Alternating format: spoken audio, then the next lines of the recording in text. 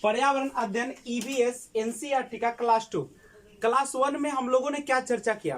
Class 1 में आप लोगों ने देखा कि 150वीं वर्षगांठ जो गांधी जी का था, नहीं, वो 2014 में, तो उस समय स्वच्छ भारत अभियान की शुरुआत की गई। और उसके बाद आप लोगों ने ईवीएस के बारे में जाना कि यह जो होती है एनसीईआरटी में, वह क्लास 1 और 2 में गणित और भाषा के माध्यम से की जाती है, और क्लास 3, 4, 5 जो है वह एनसीईआरटी की में पर्यावरण अध्ययन का पढ़ाई किया जाता है, जिसमें समग्र विषयों को समाहित किया जाता है। उसमें भूगोल, इतिहास या जो भी है उसको अलग अलग करके नहीं पढ़ाई जाती है। तो आइए, उसके बाद आप लोगों ने उसमें भाषा देखा कि कहाँ पे कौन सी भाषा बोली जाती है, और उसके बाद आप लोगों ने सब्जी के बारे में देखा कि कौन सी सब्जी कहाँ पे खाई जाती है। उसके बाद थोड़ा सा जानकारी हम लोग लिए थे, बिहार के जिला मधुबनी के बारे में जानकारी लिया था ना।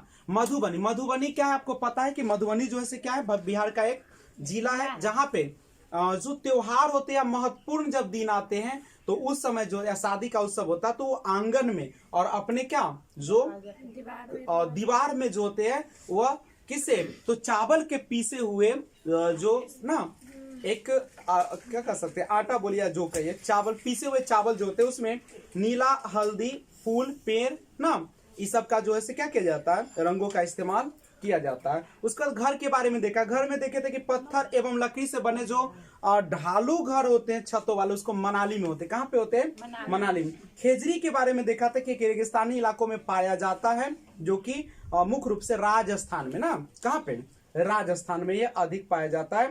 इसको पानी की आवश्यकता बहुत ज्यादा होती है। उसके बाद आरटी के बारे में थोड़ा सा बात किए थे कल कि आरटी राइट टू एजुकेशन 6 से 14 वर्ष 86वां संशोधन 2000 कब 2000 क्या किया गया था, 2002 में किया गया था ना।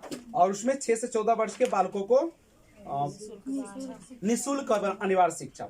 उसके बाद थोड़ा सा बल्लम के बारे में जाने थे। बल्लम ना लकड़ी की बनी छोटी नाव है, जो कि कहाँ पाया जाता है? केरल में पाया जाता है। हाथी के बारे में हम लोगों ने देखा कि एक हाथी जो होता है एक दिन में लगभग 100 क्विंटल जो है पत्ते को खाते हैं, और प्लस उसके जो वजन होता है उसके हाथी के बच्चे का 3 महीने का, वो होता है करीब करीब 2 क्विंटल उसका वजन होता है। और दूसरी बात, उसको गर्मी ज्यादा लगती है, इसलिए वो कीचड़ में ना रहना ज्यादा पसंद करता है। और हाथी के दांत जो होते हैं काफी कीमती, और उससे बहुत सारे ऑर्नामेंट्स बनाए जाते हैं। नहीं, ब्रेल लिपि के बारे में आपने देखा कि ब्रेल लिपि का खोज जो है लुइस ब्रेल ने किया था, और वो फ्रांस के रहने वाले थे, जिसमें 6 बिंदु होता है। प्रत्येक लेटर में कितने बिंदु होते हैं? 6 बिंदु होते हैं। उसके बाद आपको पता है इंद्रधनुष, इंद्रधनुष जो होता है जब किसी वर्षा की बूंदों पर सूर्य का श्वेत प्रकाश पड़ता है तो 7 रंगों में विभाजित होता है, जिसे इंद्रधनुष का निर्माण होता है। ये प्रकाश के परावर्तन या अपवर्तन के कारण होता है। यही सब था जो कल के क्लास में हम लोगों ने अध्ययन किया। मलयालम कहाँ की भाषा है? केरल की। ठीक है। कचनार के फूलों की सब्जी यूपी में, केले के फूलों की सब्जी केरल में, और जो सहजन के फूलों के पकौड़े होते हैं वो कहाँ बनाए जाते हैं? महाराष्ट्र में बनाए जाते हैं। तो आइए आज हम लोग जानते हैं कि जब आप देखते होंगे कि मौसम जब ठंड होती है, जब दिसंबर जनवरी का महीना आता है, तो उस समय एक तो वो अक्टूबर से दिसंबर, लीची तो है अक्टूबर से नवंबर। मुजफ्फरपुर का जो है कौन सा, बोचहा गांव, जहाँ पे उत्पादन, चूंकि देखिए अक्टूबर से दिसंबर जो होता है सबसे उपयुक्त समय माना जाता है लीची उत्पादन के, मधुमक्खी पालन के लिए। क्यों? क्योंकि वो उस समय अंडे देने का समय होता है। अब हम लोग बात करते हैं कि जब मौसम आता है ठंडे का, दिसंबर जनवरी का, तो उस समय देखते होंगे कि किसी का होठ है या आपका गाल है या पैर का एड़ी होता है या हाथ जो होते हैं वो सब फटना शुरू कर देते हैं। नहीं, तो फटते हैं तो उसका क्या उपाय है, कैसे हम उसको सुरक्षित रखें? तो उसके लिए कहता है कि आप क्या कीजिए कि गुलाब जल और ग्लिसरीन ले लीजिए। नहीं, क्या ले लीजिए? गुलाब जल और ग्लिसरीन बराबर मात्रा में मिला लीजिए और शीशी में भर लीजिए। एक शीशी में दोनों का आधा आधा लीजिए, और इसमें कुछ बूंद जो है नींबू का रस डाल दीजिए और इसको इस्तेमाल कीजिए। वहां पे लगाइए इसको, लेप को, तो आपका जो है एड़ी क्या हो जाएगा, वहां पे सॉफ्ट बन जाएगा। फटने की समस्या क्या हो जाएगी? देखिए, फटने के लिए बहुत सारे चीज जिम्मेदार होते हैं। पानी का सेवन कम पड़ते तब भी आपके ओठों से या पैरों के एड़ी से भी क्या होता है, ब्लड आना शुरू कर जाता है फट के। ये करिए। दूसरा, लोग क्या करते हैं अपने हाथों को चिकनाई के लिए, लोग क्या करते हैं कि नमक को सरसों तेल में मिलाकर हाथ पर लेप चढ़ा लेते हैं और उसके बाद हटा लेते हैं, तो वह भी क्या होता है आपके मुलायम सॉफ्ट ना, आपका पूरा सॉफ्ट हो जाता है। कौन सा? आपकी त्वचा। तो एक पॉइंट हम बताते हैं, सबसे पहले अगर आप चाहते हैं कि ठंड के मौसम में आपका कौन सा आपका जो है से त्वचा न फटे, तो उसके लिए हम लोग क्या करेंगे, ग्लिसरीन, नहीं ग्लिसरीन मार्केट में अवेलेबल होता है। ये एक और चीज है, ग्लिसरीन का प्रयोग हम लोग उस समय भी करते हैं जब बच्चा छोटा होता है और कभी कभी उसका जो होता है पोटी यानी पैखाना जो है नहीं निकलता, तो हम लोग ग्लिसरीन उस अंग पर गुदा पर लगा देते हैं, तो वह क्या हो जाता है, वह आराम से निकल जाता है ना। और देहात में लोग ये करते हैं, किसका कौन साबुन होता है, लाइफबॉय साबुन को ना काट कर वहां पे लगाते हैं तो निकल जाता है। ठीक है, तो ये सारी समस्याएं होती है। अब देखिए ग्लिसरीन, ग्लिसरीन प्लस गुलाब जल ले लीजिए। गुलाब जल तो सब उपयोग करते हैं, आंख में भी डालना चाहिए 2 बूंद। नहीं, जब भी आंख में परेशानी हो या धूल कण से परेशान हो जाए या आंख दुखने लगे तो गुलाब जल का प्रयोग करते हैं, नहीं लेकिन बढ़िया किस्म का डाला जाए।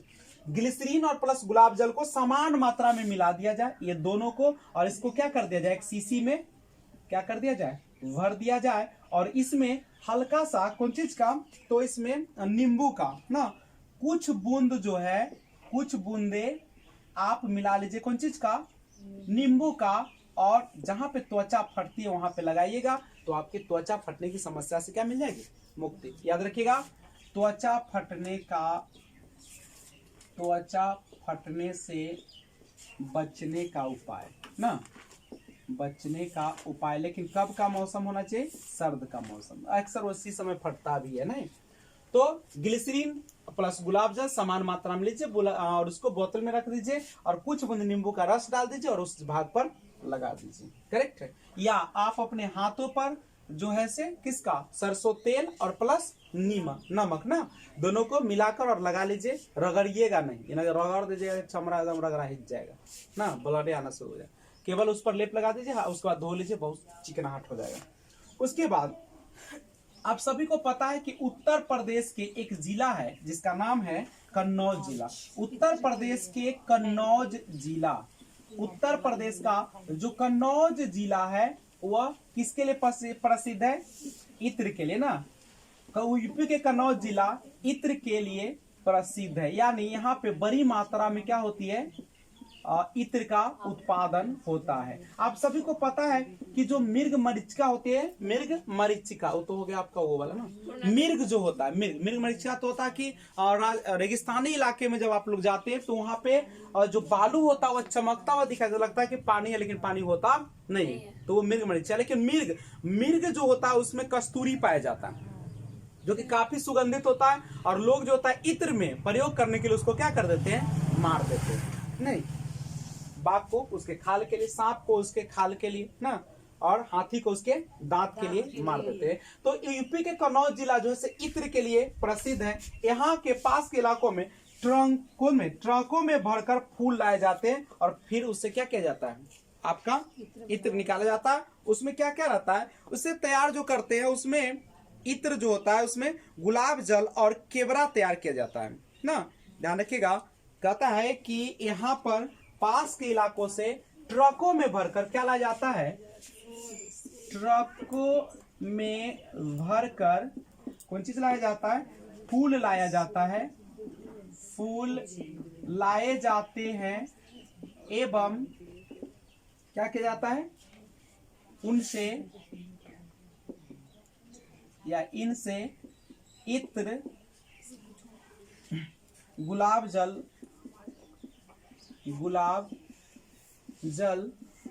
और केवड़ा तैयार किया जाता है। ये कोई पदार्थ होगा ना, केवड़ा तैयार किया जाता है। तो ये क्वेश्चन पूछता भी है कि बताइए केवड़ा जो है से कहाँ तैयार किया जाता है, तो यूपी के कन्नौज जिला में पाया जाता है। गुलाब जल भी जो बनता है कहाँ पे बनता है, आपके कन्नौज जिला में ही बनता है ना। और मार्केट में सारा चीज का डुप्लीकेटिंग होता है, इसलिए अपना संभल के यूज करें नहीं, हर चीज का। सबसे ज्यादा तो जो यूज होते हैं। अब थोड़ा सा हम लोग जब मैप देखेंगे तो उसमें एक क्लास कर लेंगे कौन सा राज्य जो है किन से स्पर्श करता है। ये बहुत इंपॉर्टेंट है। आप लोग जब भी एक क्लास मैप का ऐसे हम करेंगे भी, लेकिन आप लोग घर पे अभी से ही मैप को क्या करें, प्रैक्टिस कीजिए। कि मान लीजिए कि यूपी है तो यूपी कौन कौन से राज्यों से सटता है, असम किससे सटता है, राजस्थान किससे सटता है, ठीक है। तो ये क्लास आप लोग देख लीजिएगा। अब हम लोग देखते हैं राज्य और पुल के बारे में।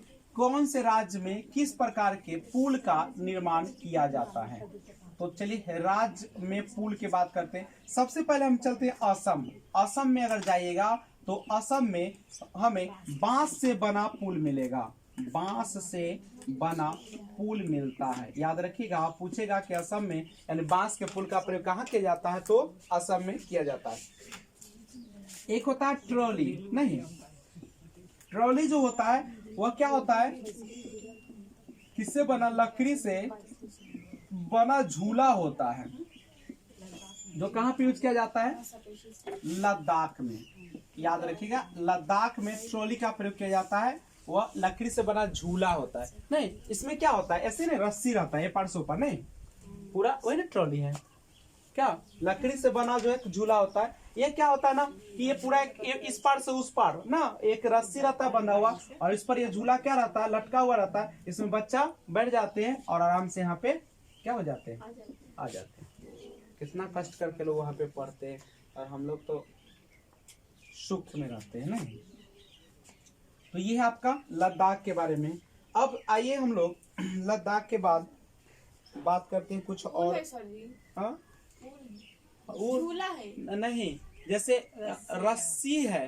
जैसे मान लो कि यहाँ से हम लोगों का पानी अगर पूरा में है, आने जाने का रास्ता नहीं, तो इधर से एक रस्सी ना उस पार बांध दिया जाता है काफी मजबूत, और उसमें नहीं झूला की तरह लटकते रहता है, और बच्चा उसमें क्या करेगा, चढ़ के उस पार हो जाता है। जैसे हम लोग लचका पुल बनाते हैं ना बांस का, तो वैसे वो क्या बना लेता है, झूला। चूंकि लचका नहीं बना सकता, वो काफी धार तेज होती है और बड़ा सा होता है, बहुत बड़ा। नहीं, जैसे गंगा नदी है तो वहां पे आपका लचका काम करेगा, दह ही जाएगा। तो ये आपका लद्दाख। अब लद्दाख के बाद केरल चलिए ना। केरल, केरल में होता है वल्लम ना, केरल में पाया जाता है वल्लम। ये पुल है, लकड़ी से बनी छोटी नाव है। लकड़ी से बनी छोटी नाव को क्या कहा जाता है, वल्लम कहा जाता है। ठीक है, याद रखें, केरल वल्लम, केरल। ट्रॉली लद्दाख, ट्रॉली होगा लद्दाख, ट्रॉली कहाँ पे होगा, लद्दाख में, और वल्लम कहाँ पे हो जाएगा, केरल में। वल्लम कहाँ पे हो जाएगा, केरल। नाम याद बहुत जरूरी है करना, और याद तभी रहेगा जब बार बार आप क्या कीजिएगा, पढ़िएगा। राजस्थान आप सभी को पता है, ये तो याद रहता है सबके कि राजस्थान में हम लोग किस चीज का प्रयोग करते हैं, गाड़ी का प्रयोग करते हैं, ऊंट गाड़ी का, जिसे रेगिस्तान का जहाज भी कहते हैं। उसका पैर आप लोग देखिएगा गद्देदार होता है, जैसे हम लोग की तरह उंगली फटा फटा उसका नहीं रहता है, नहीं, एगो पूरा गद्देदार रहता है, जैसे गाय भैंसी का रहता है ना। लेकिन गाय का जो होता है गद्देदार नहीं होता, उसका गद्देदार नीचे से जो होता है ना फुल फुल लिखा रहेगा। वो बालू पर जब पैर रखेगा तो वो नीचे धंसता नहीं है, नहीं, आराम से वो चला जाता है। तो राजस्थान में जो है वो ऊंट गाड़ी का प्रयोग किया जाता है। ऊंट के कुबर जो होता है उसमें बसा जमा होता है, आपको पता होगा नहीं, जो उसमें कुबर रहता है वो बसा रहता है। जब उसको भोजन या पानी नहीं मिलते तो उसी से क्या करता है, वो एनर्जी को प्राप्त करता है। हम लोग भी क्या करते हैं, जब हम लोग सहते हैं, माने उपवास करते हैं जब पर्व त्योहार में, तो हम लोग को ऊर्जा कहाँ से आती है, वही किससे, बसा से आती है। ठीक है, जिसको आप चर्बी कहते हैं। तो चर्बी होना शरीर में अच्छी बात नहीं है। हाँ, शरीर कुछ चर्बी को खुद बना के रखता ही है, लेकिन ज्यादा चर्बी की मात्रा हो जाएगा तो वो लीवर के आसपास घेरेगा, जिसको आप लोग कहते हैं ना, जब लीवर के आसपास हो जाता है तो वही बहुत कष्ट देना शुरू करता है ना। लीवर में सूजन हो जाता है, लीवर डैमेज होना शुरू हो जाता है। तो वो सब किसके कारण होता है, तो वो आपके वसा के कारण। अब वसा की जहां तक सवाल है, तो क्या हमारे शरीर को वसा की जरूरत नहीं होती, होती है। ऐसा नहीं है कि अगर मान लीजिए कोई मोटा आदमी है तो उसको तो अपने चर्बी है तो उसको तो वसा की जरूरत नहीं, लेकिन हम लोगों को जैसे सबसे अच्छा है कि आप जो क्या दूध का जो छाली होता है अच्छा स्रोत है वो, नहीं, कुछ लोग घी का भी प्रयोग करते हैं। ऐसे चिकनाहट चीज का तो प्रयोग जितना कम किया जाए उतना ही क्या होता है, फायदेमंद। क्या अच्छा, हम लोग जो सेवन करते हैं उस काम किस चीज का, दूध को जो फाड़ के छेना बनाते हैं, पनीर जिसको बोलते हैं, क्या पनीर का सेवन ज्यादा करना चाहिए, नहीं करना चाहिए, क्योंकि उसमें वसा होती है जो आपके शरीर के लिए क्या होता है, नुकसानदेह होता है। तो हम लोग को कैसा भोजन करना चाहिए, जो कम वसा की मात्रा जिसमें क्या हो, कम होनी चाहिए, ज्यादा वसा नहीं होनी चाहिए। नहीं तो चर्बी होगा, चर्बी होने के बाद बहुत सारी समस्या हो जाती है। लेकिन ये बात नहीं है कि आप अगर मोटे हैं तो ऐसा मत कीजिए कि आप दूध पीना ही छोड़ दीजिए, ये कहीं का तुक नहीं है। कुछ लोग क्या करते हैं ना कि जब मोटापा का शिकार होने लगते हैं तो खाना छोड़ना शुरू कर देते हैं। जब खाना छोड़ेगा तो आपका क्या होगा, सारा पार्ट्स जो है डैमेज होना शुरू हो जाएगा। क्योंकि उसका उपाय क्या, दौड़िए, व्यायाम कीजिए, नहीं एक्सरसाइज कीजिए, सबसे अच्छा चीज है एक्सरसाइज। तो राजस्थान में जो है आपका ऊंट गाड़ी का प्रयोग करते हैं। और मैदानी इलाकों के जो गांव होते हैं ना, मैदानी जैसे हम लोग हैं समतल, मैदानी इलाकों के जो गांव होते हैं वहां पे हम लोग जो यूज करते हैं, कौन चीज का प्रयोग करते हैं, बैलगाड़ी का प्रयोग करते हैं। हम लोग भी पहले यहाँ पे बैलगाड़ी यूज करते थे, आज ना गाड़ी सब आ गया है, नहीं तो बैलगाड़ी का। उत्तराखंड जो है आपका, उत्तराखंड क्या है, फूलों की घाटी इसी को कहा जाता है। यहाँ पे पहाड़ ही पहाड़ है, आपको पता ही है ना, यही पे है आपका पहाड़ ही पहाड़ है। और इसी में ये जो है यहाँ पे उबर खाबर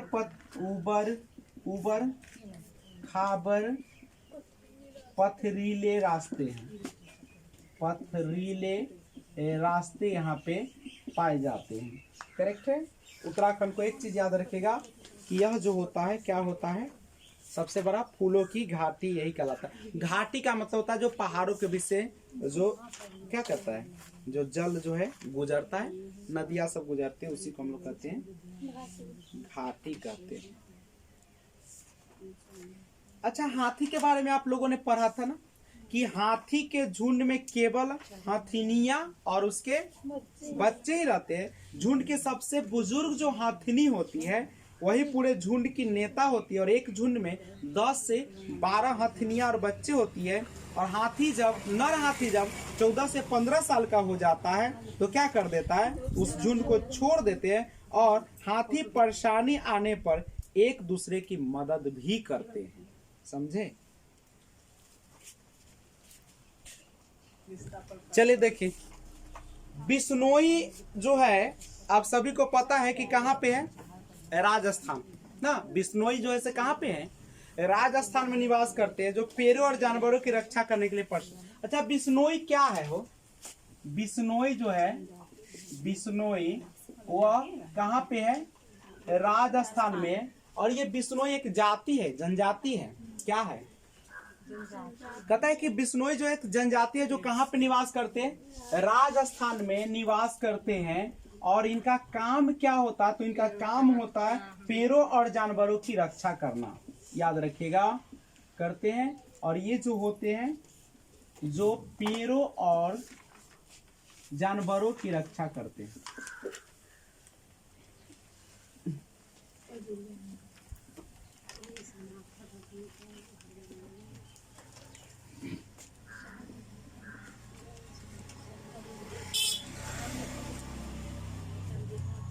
पेड़ों और जानवरों की रक्षा करने के लिए क्या है, ये प्रसिद्ध है।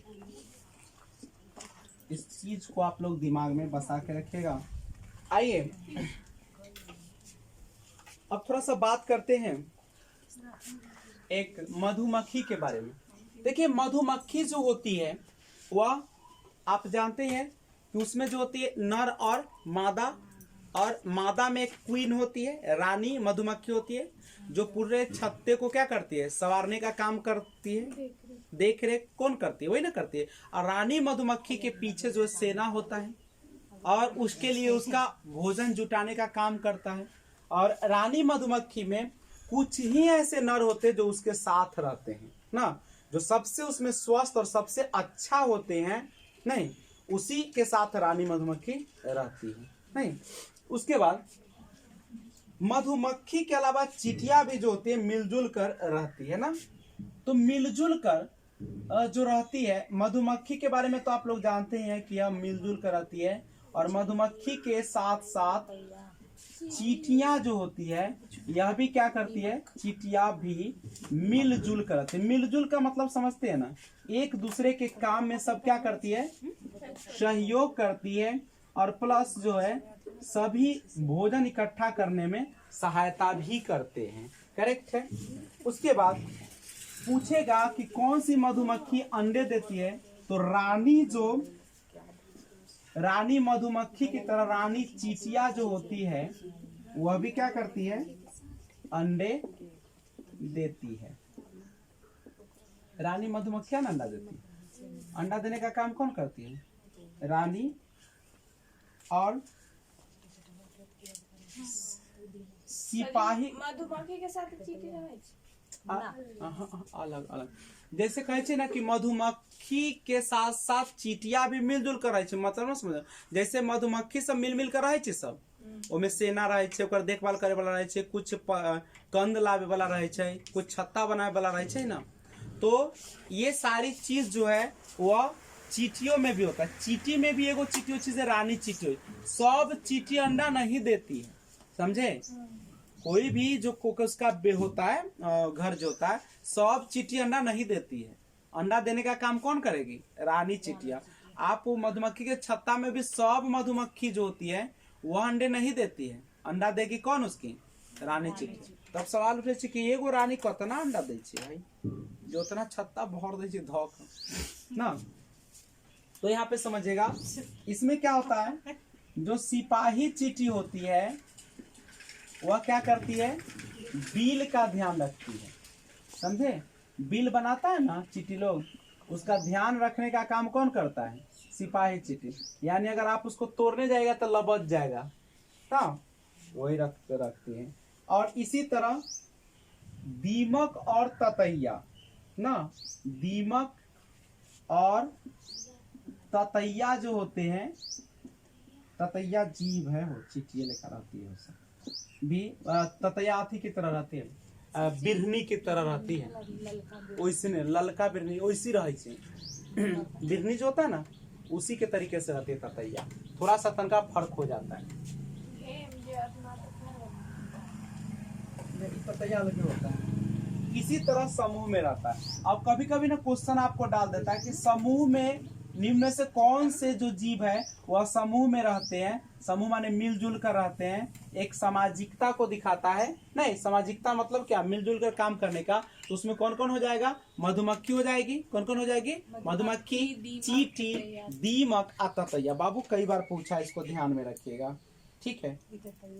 अब हम लोग ओमना का सफर करते हैं, ठीक है। देखिए, जब कोई व्यक्ति ट्रेन से जाता है ना, गुजरात के अहमदाबाद से केरल की यात्रा करता है, कोई भी व्यक्ति जब गुजरात के अहमदाबाद से कहा केरल ना, अहमदाबाद से केरल की यात्रा करता है, बच्चे लोग यात्रा करते हैं, तो क्या होता है पता है, वह अनेक सुरंगों को पार करते। लगभग कितना सुरंग मिलता है उसको, 92 सुरंग और 2000 पुल। इसमें उसको करीब 92 सुरंग और 2 सुरंग समझते हैं ना, जैसे पुल बना रहता है नीचा से ना जाता है सब, वही ना सुरंग हुआ, ठीक है। पहाड़ में रहता है अक्सर, बड़ा बड़ा क्षेत्र रहता है। सुरंग और 200 पुल ना, पुलिया देखने को मिलता, सुरंगे 2000 पुल पार करते हैं। याद रखिएगा, अहमदाबाद से केरल जब जाइएगा तो 92 सुरंग और 200 पुल पार करते हैं, उसमें से सॉरी 2000, कितना 2000 पुल पार करते हैं। और ये जो सुरंग होते हैं पश्चिमी घाट के पर्वतों में पड़ेगा।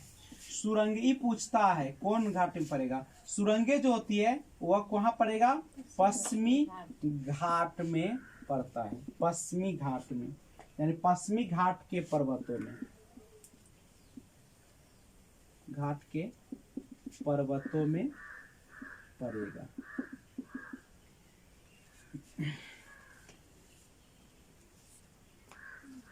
अब हम लोग आगे बढ़ते हैं, और इसके बाद क्वेश्चन पूछेगा गांधी धाम।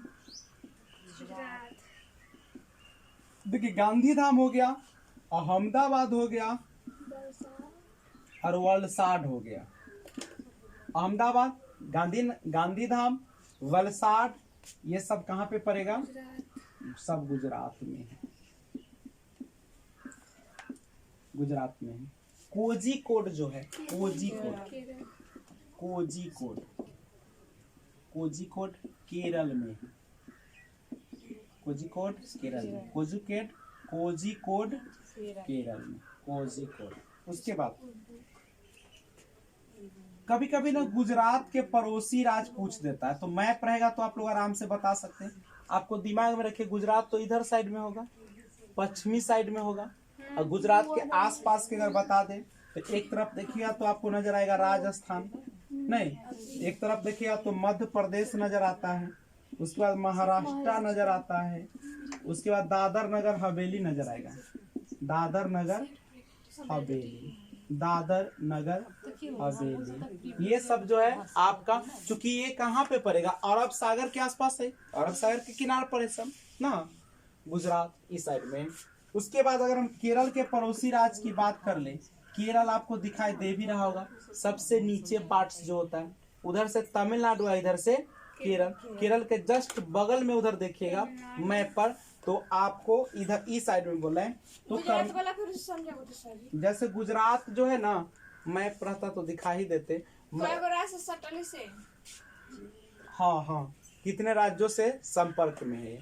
और केरल से समीपवर्ती राज्य कौन कौन हो जाएगा, केरल में आइएगा तो बगल में देखिए तो कर्नाटक होगा ना, उसके बाद आपका तमिलनाडु भी इधर से सटल है, नहीं सटल है कोडिंग बनाना इसका।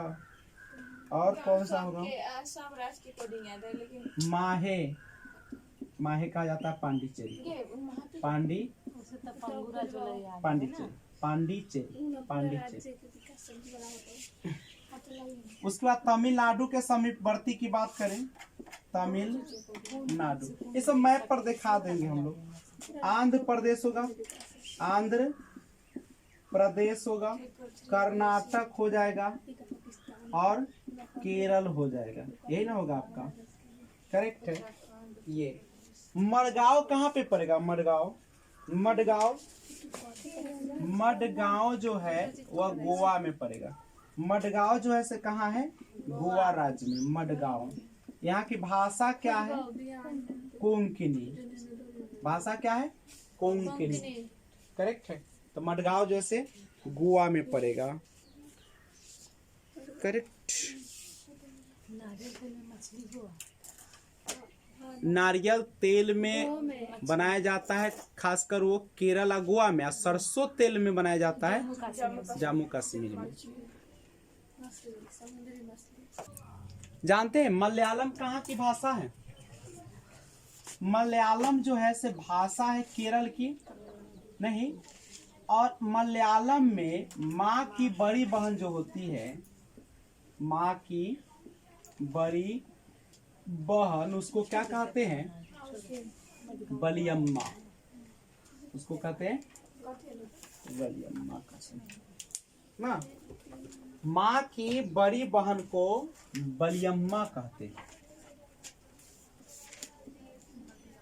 अब कहाँ पे आमाले और आबाले, आमाले और आबाले, ठीक है।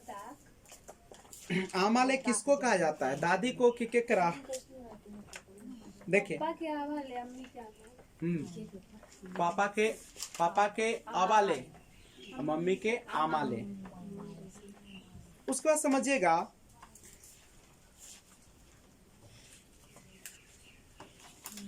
फेरी, फेरी के बारे में आपने सुना होगा, फेरी होता है कि फेरी होता है, फेरी जो होता है, फेरी केरल में एक जगह से दूसरे जगह जाने के लिए नाव का प्रयोग करते हैं हम लोग ना, यानी केरल में एक जगह से दूसरी जगह जाने के लिए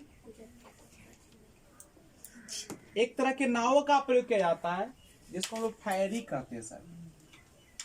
फेरी, फेरी क्या है, एक नाव है जो कहाँ पे उपयोग होता है, केरल में, एक जगह से दूसरे जगह जाने के लिए।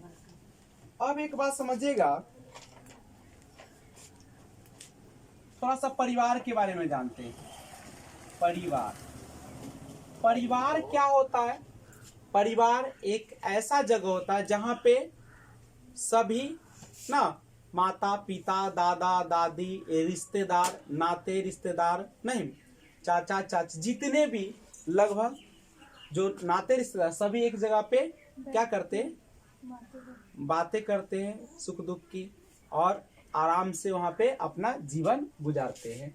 परिवार को दो भागों में बांटा जाता है। एक को कहते हैं एकल परिवार ना, या संयुक्त परिवार। दूसरा होता है संयुक्त परिवार। पहला होता है एकल परिवार, दूसरा होता है संयुक्त परिवार। एकल परिवार में कौन होते हैं? माता पिता एवं उसके अविवाहित बच्चे। विवाहित नहीं रहना चाहिए, नहीं।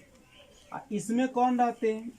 दादा दादी, चाचा चाची, और चाचा चाची के बेटा बेटी ना, और नाते रिश्तेदार, यही ना रहते। तो ये सारा मिलके बनता है हमारा एक परिवार। अच्छा बताइए, अगर आपसे पूछे कि परिवार एक इकाई होता है जिसमें माँ पिता और उसके दो बच्चे होते हैं, यह कथन सही है कि गलत है? गलत है, क्योंकि परिवार कई प्रकार के होते हैं, तो परिवार का केवल एक ही प्रकार में वर्गीकरण यहाँ पे किया गया है, नहीं। आगे देखते हैं, बाल विवाह कानून। बाल विवाह यानी लड़कियों का 18 साल से कम उम्र में शादी और लड़कों का 21 से कम में। बाल विवाह कानून बताता है कि लड़की की शादी की आयु कम से कम 18 वर्ष और लड़के की आयु कितना? 21 वर्ष होनी चाहिए। क्या कोई दिक्कत? बाल विवाह कानून बताता है कि लड़के की उम्र 18 वर्ष में और लड़की की उम्र 21 वर्ष में, लड़की की उम्र 18 वर्ष में और लड़के की उम्र 21 वर्ष। दिमाग कितना तेजी से चलता है। थोड़ा सा दूसरा चीज सोचे, घुसका दिया लड़का को लड़की बना दिया, लड़की को लड़का ना। दिमाग अगर शादी में घसक जाए तो शादी के जयमाला नजर शमशान घाट नजर आएगा, और शमशान घाट में अगर नजर तनका भटक गया तो वहां पे लगा जयमाला हो रहा है। बाप ना, तो ये चीज दिमाग जो होते हैं काफी तेज गति से चलते हैं। इसको नोट कीजिए। तक कर्णम मालेश्वरी कम चलेंगे, चलते हैं कर्णम मलेश्वरी के पास। कर्णम मलेश्वरी।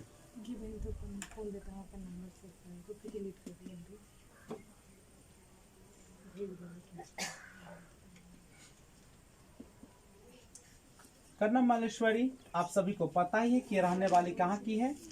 आंध्र प्रदेश की निवासी थी, नहीं। और यह एक काम करती है जिसका नाम है वेट लिफ्टिंग का, यानी वेट लिफ्टर है, वेट लिफ्टर है ये, ओके। और पिता इसके क्या है? पिता जो है, पिता पुलिस में हवलदार है। हवलदार समझते हो? हवलदार किसको कहते हैं? रात में पहारा देता है ना, नहीं, वही कहलाता है कौन चीज? हवलदार कहलाता है। और 12 वर्ष के उम्र से ही, मात्र 12 वर्ष की उम्र से ही क्या करती है? वजन उठाने का अभ्यास करती है। वजन उठाने का अभ्यास करती है। और उसके बाद यह एक बार में लगभग कितना केजी? 30 केजी जो है वह वजन उठा सकती है।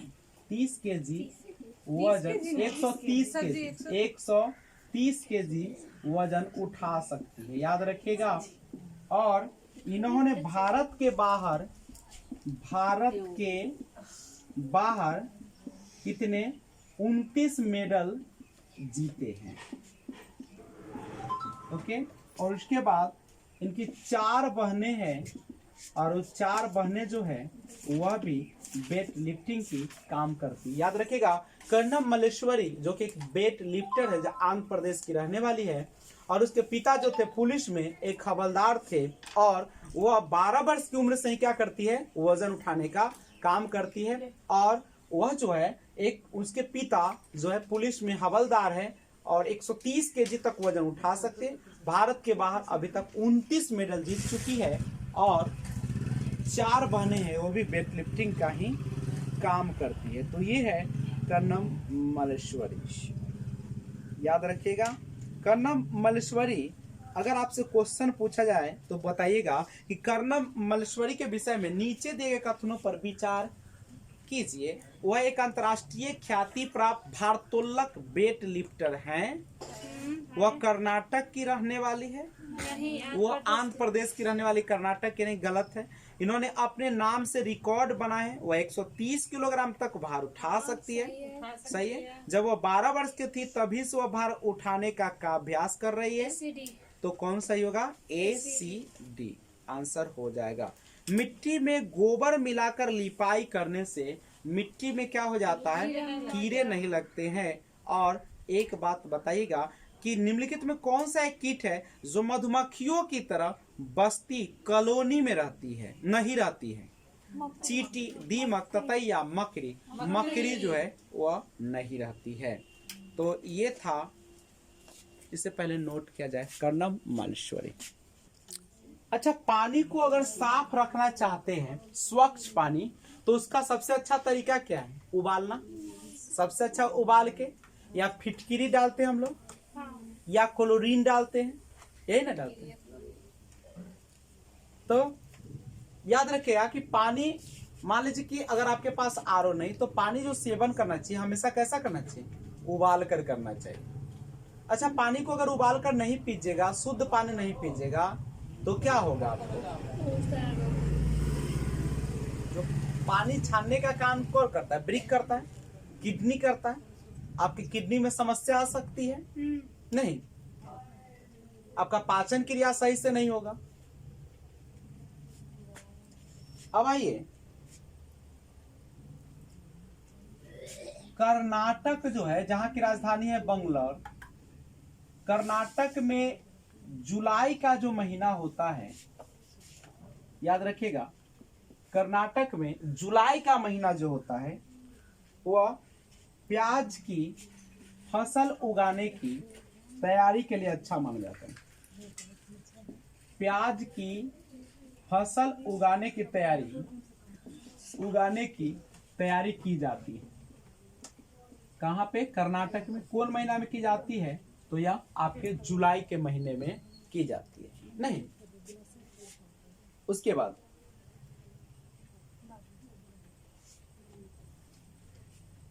इलीगे जो है, ठीक है, इलीगे प्याज के पौधे से अलग करने का औजार है।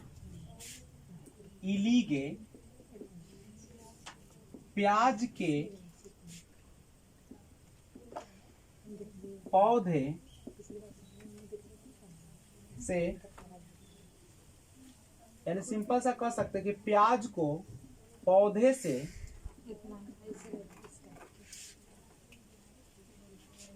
अलग करने का, ये समझ रहे क्या कहा? जैसे प्याज का फसल तैयार हो गया तो उसके ऊपर वाला को हटाइएगा ना, अब प्याज नीचे जमीन से खुद के निकालिएगा, तो वही जो है प्याज को पौधे से अलग करने का जो औजार होता है उसी को हम लोग कहते हैं। एक होता है वहां पे सूटी की खूंटी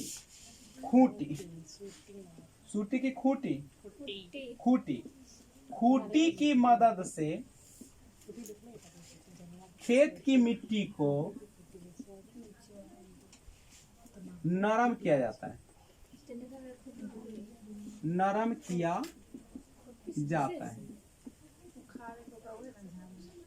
समझे?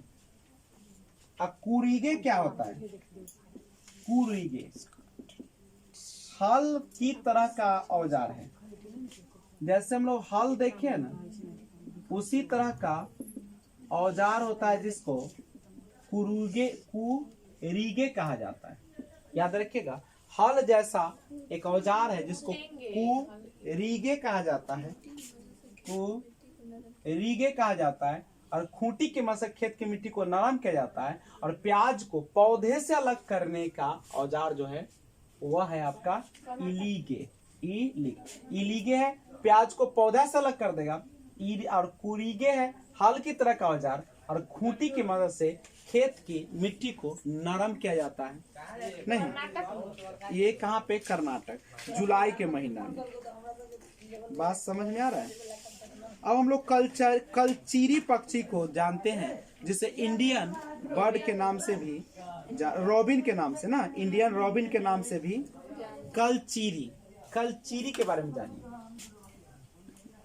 कलचीरी जो है इसे हम लोग इंडियन रॉबिन भी कहते हैं, ठीक है।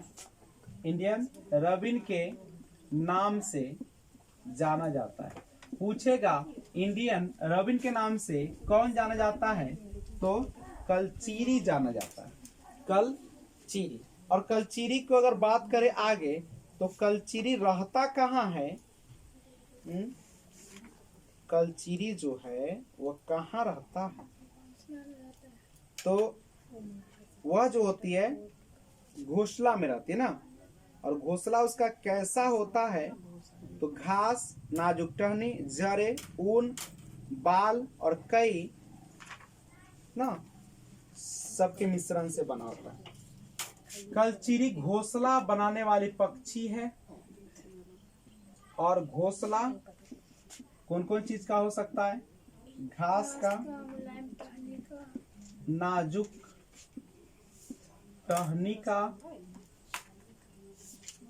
नाजुक टहनी, जड़े, ऊन, बाल, रुई ना, ये ना होता है।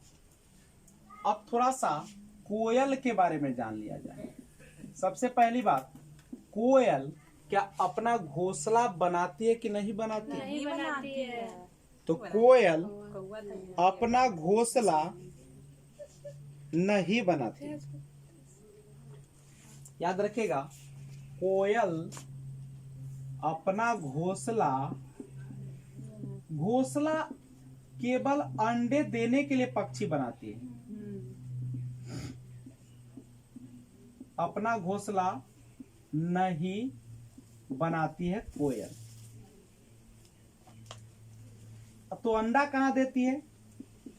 कौवा के घोंसला में अंडा देती है। कौवा रहेगा तब कहाँ अंडा देगी? अंडा देती है। ये मौका टिकवाइत रहे छे कि एरा पूरा 100% कंफर्म है, बड़का डॉक्टर है का कि हे बेर समय अंडा दे। कौवा के घोंसला में अंडा देती है, ठीक है। और कौवा जो होता है, कौवा, ठीक है, अपने अंडों के साथ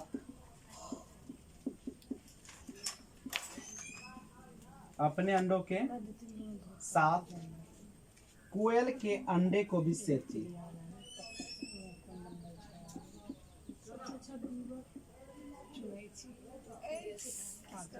अच्छा, ये आसान काम नहीं है बुआ। अब इसको ये भी पता लगाना होगा, बड़ा मुश्किल काम है, कि कौवा कौन में अंडा देले है। तो वही में नहीं अंडा देके जाकर सबसे ऊंचा डाल पे रहता होगा जाकर।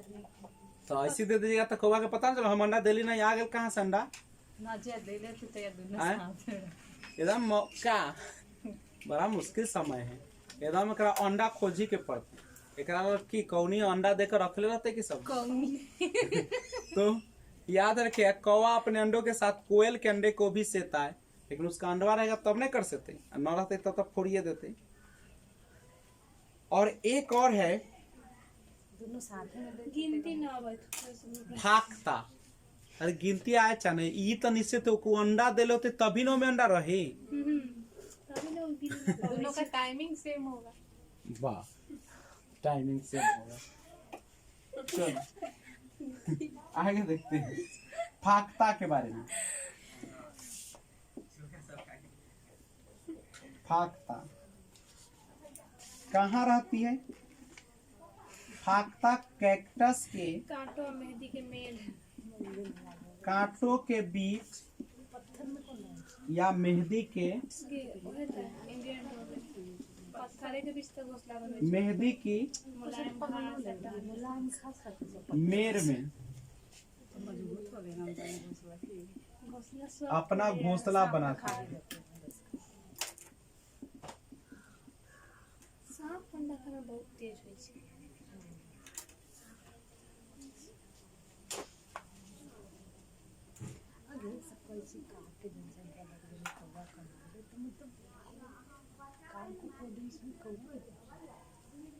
नोट करिए तो शक्कर खोरा के बारे में।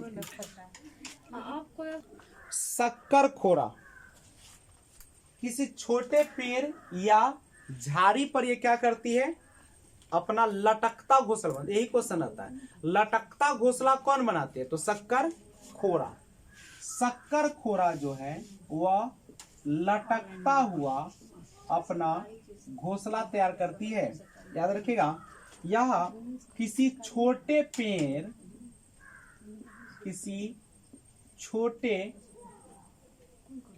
पेड़ या झाड़ी की डाली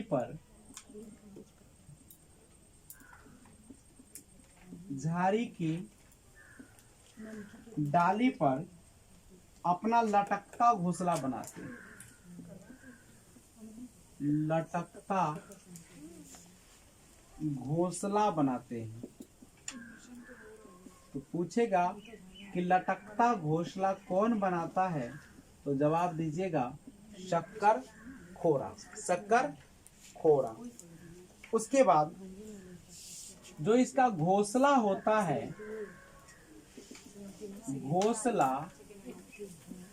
घोंसला में क्या रहता है? बाल, बारीक घास, पतली टहनियाँ,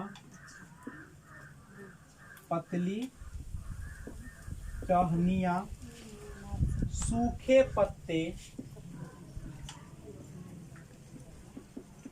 पत्ते, रुई, पेड़ की छाल के टुकड़े,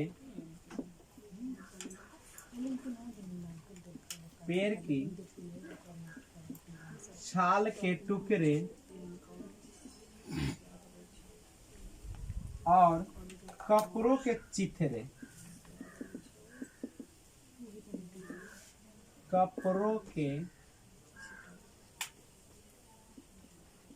चिथड़े। चिथड़े बोले तो फटा उटा ना। तो ये सारा चीज जो होते हैं इसके घोंसले में शामिल किए जाते हैं। और किसी किसी घोंसले में मकड़ी के जाले भी रहते हैं, ठीक है। और किसी किसी घोंसले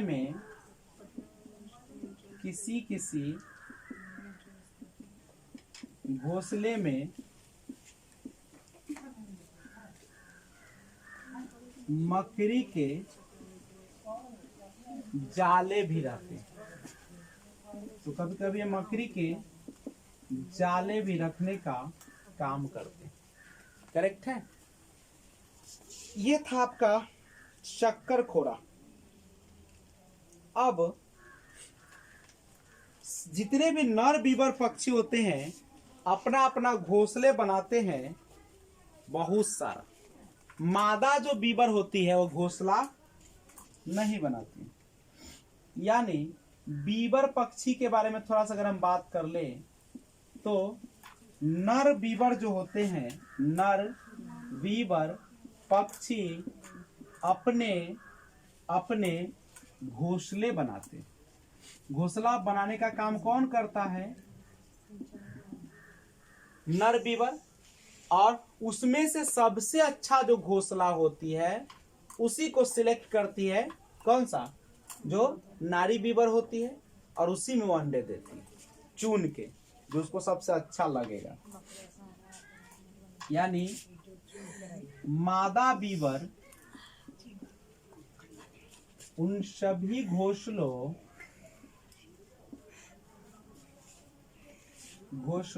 को देखती है पहले ना, अगर सब खराब रहते होते तो नर के खूब होती गड़िया भाई, बनाता है लूर ले आता है हमको ऐसे ही ना।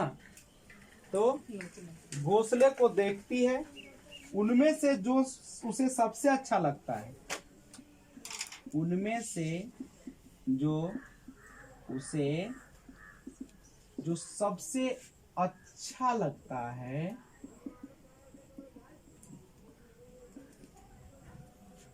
उसमें ही वह अंडा देती है, उसमें ही वह अंडा देती है। यानी नर बेचारा दिन रात बनाएगा और चुनेगा, उसमें सबसे अच्छा वाला में अंडा देती है। पक्षियों के कई दुश्मन होते आप सभी को पता है, मनुष्य और दूसरे जानवर भी ना। कौवा, गिलहरी, बिल्ली, चूहा मौका देखते अंडे क्या कर लेते हैं, पक्षियों के चुरा लेते हैं। समझ लो, उतना मेहनत से अंडा दे छे पक्षी सब, मनुष्य तो चुराबे करे छे, जानवरों न चुराई छे। कौवा, गिलहरी, बिल्ली, चूहा मौका देखते अंडा क्या कर लेते हैं। देखो, हर एक पक्षी की परीक्षा होती है, सभी शिकारियों से बचकर रहना, खाना खोजना, घोंसला बनाना, अंडे सेना और बच्चों को पालकर बड़ा करना, सबके कर दायित्व होता है। ये सब जो होता है पक्षियों का दायित्व होता है ना। एक पक्षी ऐसा है जिसके दुम पर है पैसा, सिर से दुम तक दिए नीला ही नीला। कौन पक्षी है, बोला हो। एक पक्षी ऐसा जिसके दुम पर पैसा, दुम पर, और सिर से दुम तक दिखे नीला ही नीला, तो मोर। कौन है, मोर।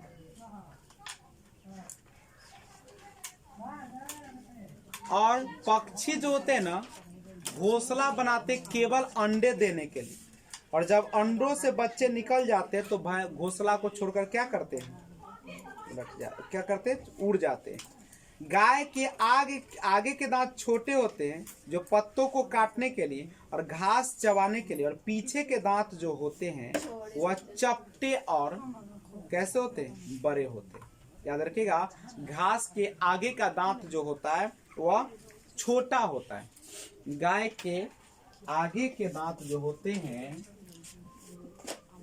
गाय के आगे का दांत जो होता है कैसा होता है, छोटे होते हैं, जो क्या करते हैं, पत्तों को काटने के लिए, पत्तों को काटने के लिए, घास चबाने के लिए,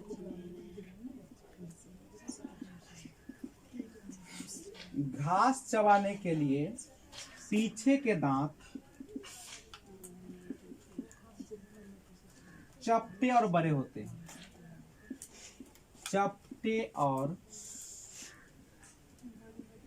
बड़े होते हैं।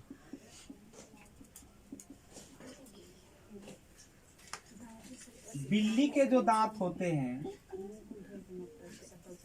ठीक है, बिल्ली के जो दांत होते हैं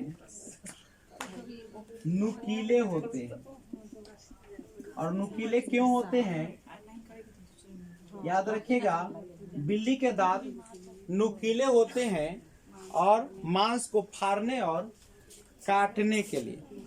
सांप के दांत भी नुकीले होते हैं, लेकिन वो अपने शिकार को चबाकर नहीं खाता है, बल्कि पूरा क्या करता है, निगल जाता है। याद रखिएगा, सांप जो है वह किसी भी शिकार को पूरा निगल जाता है। गिलहरी के दांत हमेशा बढ़ते रहते हैं और इसीलिए दांतों से काटने के कारण ही इसके दांत घिसते रहते हैं। मनुष्य के दांतों के 4 प्रकार होते हैं। मनुष्य जो होते हैं, मनुष्य में 4 प्रकार के दांत होते हैं। 4 प्रकार के दांत होते हैं। चारों का नाम सुनिए। एक होता है कृंतक, बोलते हैं उसको इंसाइजर। करंतक, हाँ करंतक, रदनक, दूसरा होता है सबसे इंग्लिश में चवर्णक, और एक होता है अग्रचवर्णक। ये 4 प्रकार के दांत पाए जाते हैं। भैंस की पीठ पर अक्सर बगुला जो होता है बैठा दिखाई देता है। ऐसा इसलिए होता है क्योंकि बगुला भैंस की पीठ पर परजीवी कीट को क्या कर जाता है, खा जाता है, समझे, इसीलिए वो उसके पीठ पर बैठा रहता है। मधुबनी जो है वहाँ चित्रों के बनाने के लिए चित्रकारों द्वारा जो उपयोग किए जाते हैं रंग, वह पीसे हुए चावल में हल्दी, नील और पेड़ पौधे के रस होते हैं।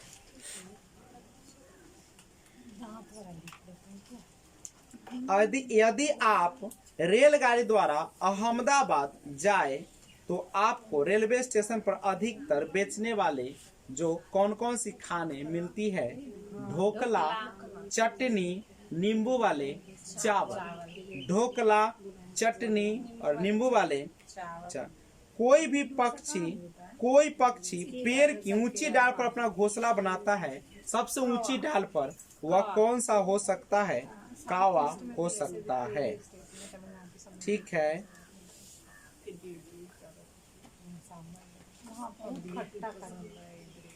गांधी धाम का रहने वाला कोई व्यक्ति पहले भोपाल जाता है, फिर हैदराबाद जाना चाहता है, तो उसके सफर में यात्रा की दिशाएं क्या होगी?